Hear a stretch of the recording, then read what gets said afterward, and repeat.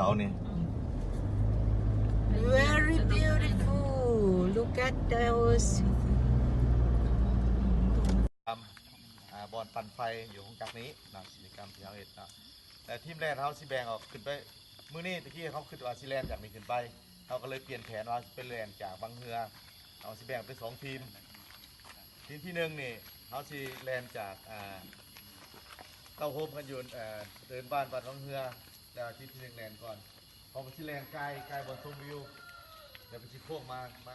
แล้วที่สองเนี่ยครับสีคอยยางไปที่หนึ่งอาจจะแลนอยู่ไปกลับประมาณอยู่10กิโลนะ10กิโลทริปนี้คักหลายเบิ่งแน่มันเท่าที่บอกเลยว่านั่นแหละ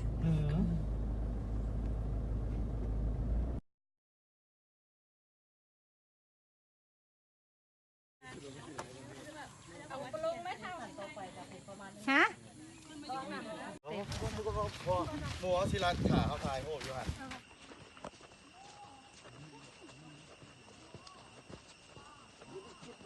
นจะรวมตัวกันคือกำลังเก็บป่าเนาะนอกจากการออกกำลังกายแล้วพวกเขายังเอาไปหว่านพันธุ์แนวพืชเนาะเพื่อให้ป่าอุดมสมบูรณ์โดยเฉพาะป่าสงวนผู้ควายของพวกเขาเนาะอาสุนัขก็ยังมีกิจกรรมไปสิอีกนะพอสิวาเลยเนาะวันนี้เนาะยืนเลี้ยงแถว3 2